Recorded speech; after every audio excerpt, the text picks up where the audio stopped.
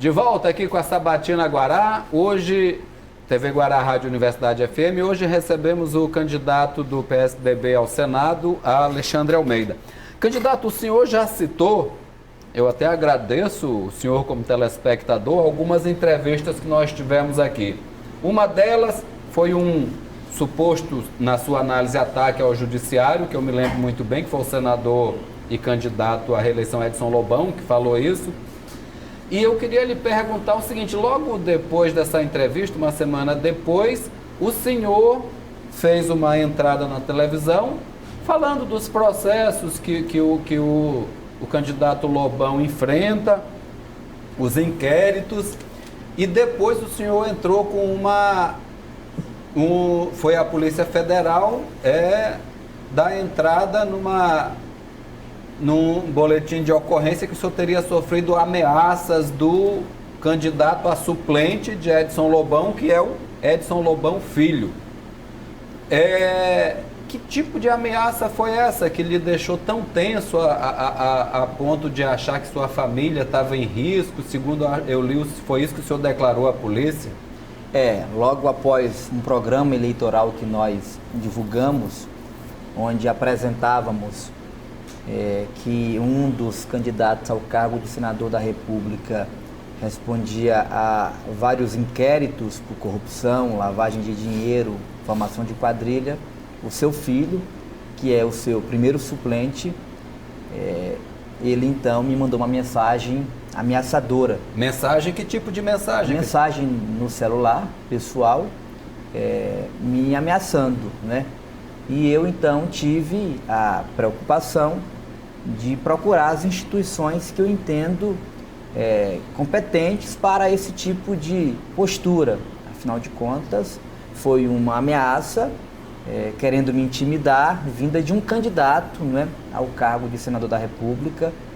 E eu fui à Polícia Federal, registrei uma queixa-crime de ameaça, porque eu não posso admitir uma postura coronalista, não é, que essa postura claramente demonstra de querer me intimidar, de querer me ameaçar, de maneira que eu espero agora que a Polícia Federal conduza esse caso. O senhor respondeu essa pergunta? Essa não, mensagem? Até porque eu não posso responder uma mensagem com uma ameaça, né, como ela foi apresentada. Não era nada anônimo, era ele mesmo. Sim, isso foi comprovado. Seu celular, ele inclusive numa mensagem anterior se apresentou como sendo ele. O senhor, né? não tinha nenhuma relação com ele de alguma... Olha, relação institucional, né? Eu sou deputado estadual, ele assumiu já a oportunidade de, como primeiro suplente, também o mandato do seu pai, né? Porque essa coisa entre os dois ela é muito, né, familiar, mas nenhuma relação que pudesse dar a liberdade dele ficar, então, trocando qualquer tipo de mensagem. Mas o senhor apoiou na campanha ao governo? O senhor fazia parte do grupo, sim, né? E aí não havia nenhum... Não, depois da eleição, nenhuma relação. Candidato, o senhor foi diretor do IMEC no governo Rosiana. Isso. Né? Na ocasião, o Inmetro fez uma auditoria e classificou a sua gestão como desorganizada, assim por dizer. Inclusive pedindo ao TCE que recomendasse a devolução de 18 milhões em convênio. Procede isso? Como é que foi isso? O senhor falou tanto em nova política, pesquisar a vida do candidato, e a gente teve cuidado de pesquisar. Como é que o senhor explica isso? A melhor forma que eu tenho para explicar isso são 2 julgamentos que o TCE do Maranhão fez da minha gestão aprovando as contas. Mas na época houve essa classificação do Inmetro? Eu não conheço essa classificação. O que eu conheço é que as 2 gestões minhas como presidente do IPEMAR, à frente dessa autarquia estadual, foi aprovada pelo Tribunal de Contas do Estado. Isso é que basta para mim. Porque se fosse desorganizada, não teria aprovação, né? Então, me desculpa, Natanael, voltar ao assunto que eu estava desenvolvendo, só para arrematar. Em seguida, o senhor fez uma nova entrada, fazendo acusações com outro candidato que entrou na justiça logo depois e conseguiu que o seu filme fosse retirado do ar. a que o senhor atribui isso? O senhor foi agressivo? O senhor falou Não, em verdade? é porque, na verdade, a forma como o programa foi feito, ele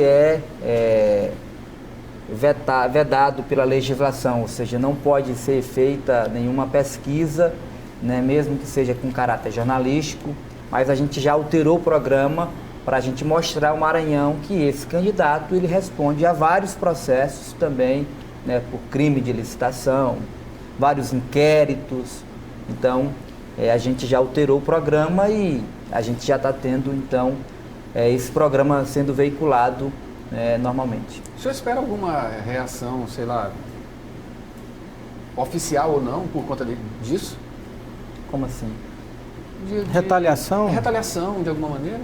Olha, a gente não está falando nenhuma inverdade. Tudo que a gente está mostrando, a gente está, inclusive, utilizando como fonte o Ministério Público Federal. Então, eu acredito muito nas instituições e, por isso, é que a gente está tendo a preocupação de mostrar ao Maranhão, aos maranhenses, né, o que os candidatos que se colocam para ser senador, eles têm de perfil e de história. Candidato, eu tenho falado sempre com os candidatos ao Senado aqui ou ao governo a questão do financiamento público de campanha, uma mudança para essas eleições. Até umas 2 semanas atrás eu tinha acompanhado a disponibilização do dinheiro ali pelos partidos e para o senhor tinha sido, tanto para o senhor como para o Zé Reinaldo, naquele momento tinha sido penhorado ali, colocado R$500 mil, se eu não me engano, muito abaixo do que é a cota do máximo, né? Claro que nem todo partido vai passar o máximo, mas ali existe um teto. De uma forma geral, me pareceu que eu olhei para outros candidatos ao Senado em outros estados, foi um valor maior do que foi para o Maranhão. Isso não mostra um pouco a coisa do partido não ter se empenhado tanto, talvez pelas pesquisas ou pelo cenário? Como é que o senhor vê esse repasse do partido, já que o partido tem um fundo partidário grande, não é tanto quanto o MDB, mas tem um fundo partidário razoável, por exemplo? Olha só, a justificativa que o PSDB deu em relação à definição dos valores do fundo de financiamento eleitoral é que ele iria repassar 30% do teto de cada candidatura.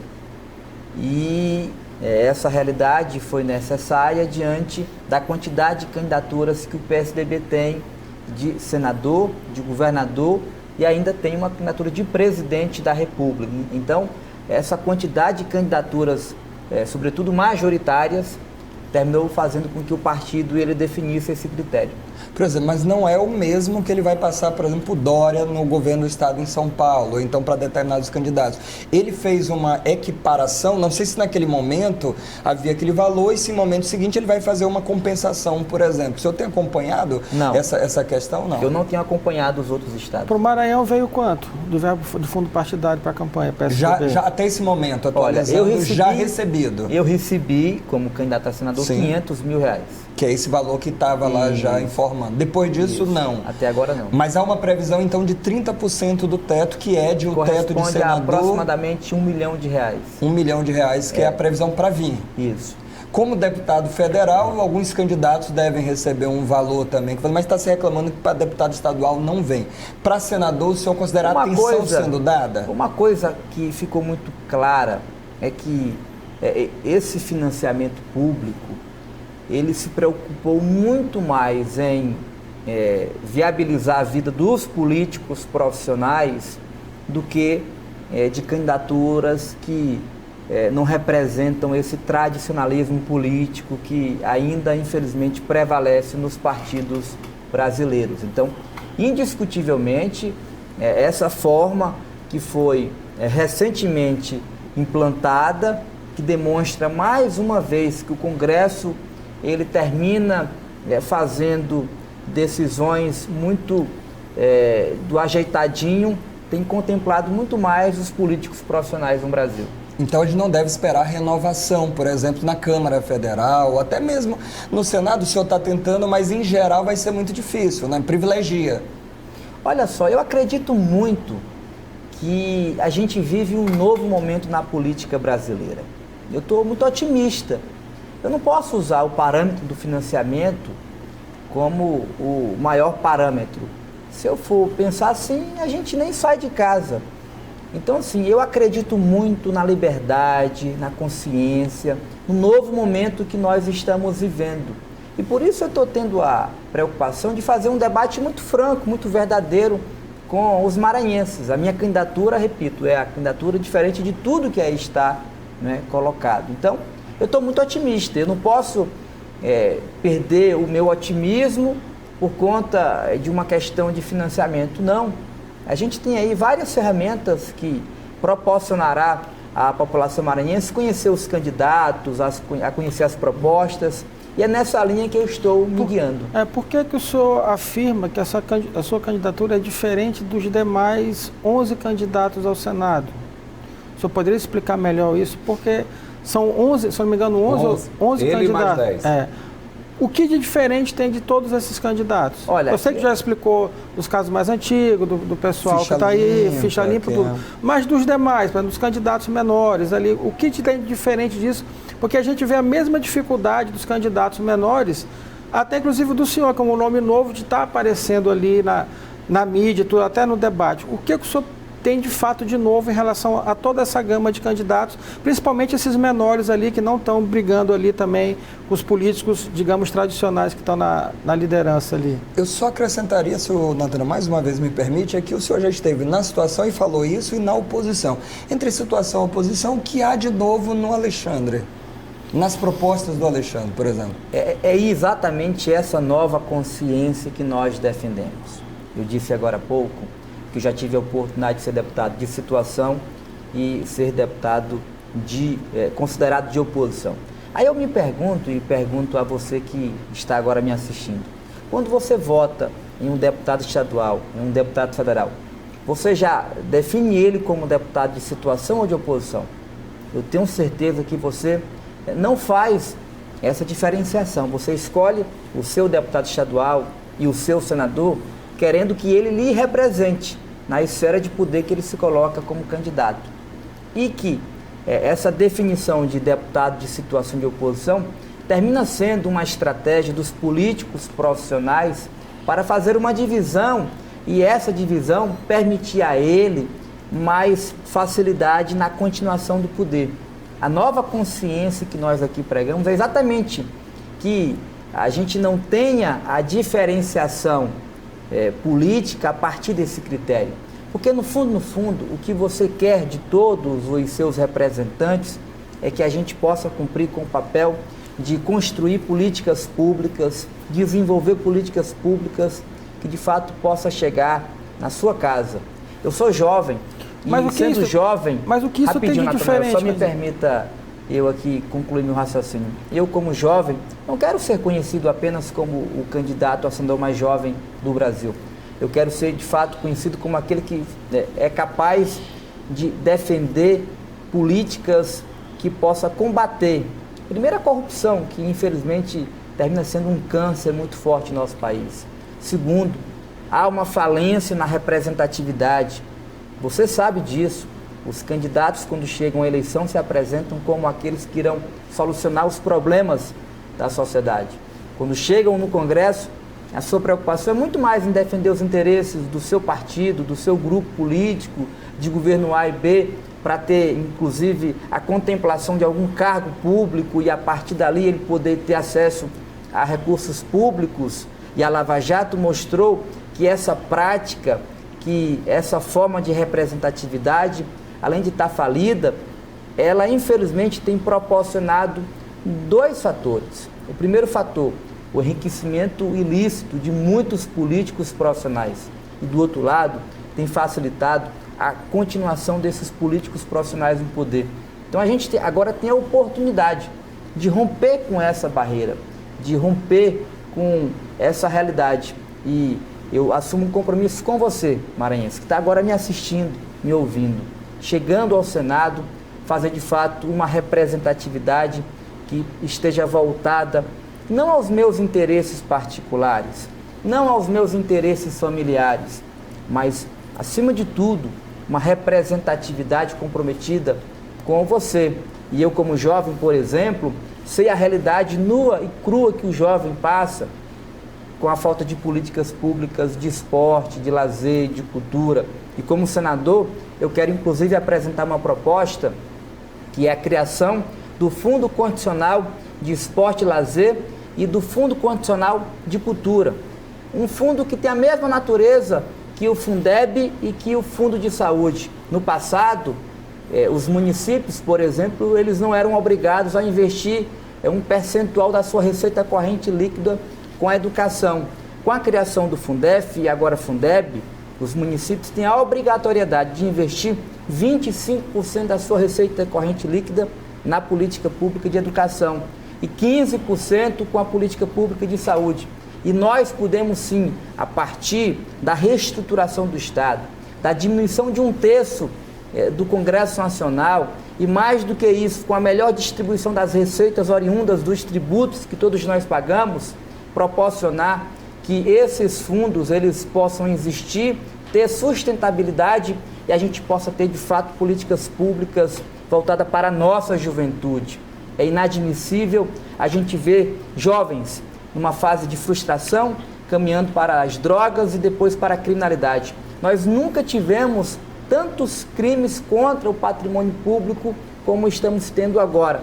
E a gente precisa de um senador que tenha essa compreensão, essa sensibilidade de defender políticas públicas que de fato funcionem, que possam melhorar a vida do maranhense. Mas, candidato, que tanto aqui nós temos no nosso estado, com dificuldades das mais diversas. O que há de novo nisso? Porque todos eles prometem essa mesma coisa, esse mesmo empenho, candidato. Eu quero saber o que há de novo nessa nova política.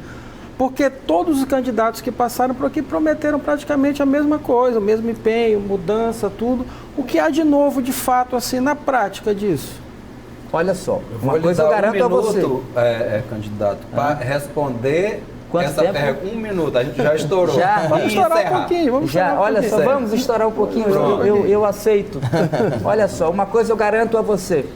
Quem já está lá no Congresso não fez, não tem condição de representar e de defender que vai fazer. Então você já faz aí um bom enxugamento, Natanael. Por isso que eu defendo. Não, por isso que eu deixei de fora. Mas continuam sendo eleitos e aqui defendendo que fariam a mudança. Por isso que na minha pergunta eu deixei de fora os tradicionais e peguei a galera que está mais embaixo ali, que todo mundo está com esse sentimento novo de fazer, os mais jovens ali que não têm oportunidade. Então, assim, essa coisa, o que é mesmo de fato essa nova política? Que é o novo, né? Porque assim, acho que o telespectador precisa entender. A nova política, ela exige não apenas você votar. E aí eu costumo dizer que se a eleição resolvesse os problemas no Brasil, a gente não teria nenhum problema, porque a cada 2 anos a gente tem uma eleição. A nova política, a nova consciência exige protagonismo também do cidadão. Não basta apenas você escolher o seu representante. Você tem que ter a preocupação de acompanhar o mandato do seu representante, fiscalizando, cobrando. Escolher alguém, Geraldo, para representar no Congresso Nacional é como você dar uma procuração. Muitas vezes você, por exemplo, precisa envolver o eleitor nesse negócio. Infelizmente, a gente já estourou o nosso tempo. Eu vou lhe dar 30 segundos para o senhor se despedir dos nossos telespectadores e seus prováveis eleitores. Fique à vontade, se despeça da maneira que o senhor achar melhor. Eu quero mais uma vez agradecer essa oportunidade. Quero dizer que eu estou muito otimista com a recepção que eu tenho recebido nos municípios que tenho andado. Quero dizer que você agora vai ter a oportunidade de escolher 2 senadores. Antes de votar, é muito importante você pesquisar a vida, a história de cada senador. Vai lá na internet, facilmente você consegue encontrar a história dos candidatos. Veja quem de fato tem condição de lhe representar.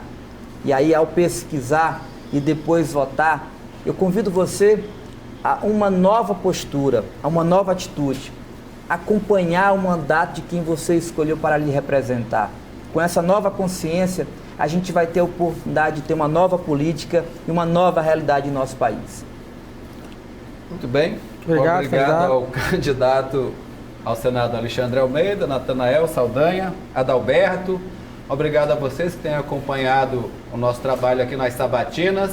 e mandando hoje um abraço especial aos caxienses através da TV Guanaré, que está nos transmitindo, e parabenizá-los futuramente, porque segunda-feira começa a Feira do Livro em Caxias. Então você que está em Caxias, vai lá, receba muito bem o homenageado da semana, que é o escritor maranhense Wilson Marques. Boa noite a todos e na segunda-feira nós estaremos de volta para encerrar a série de sabatina com os candidatos ao Senado, recebendo Saulo Pinto.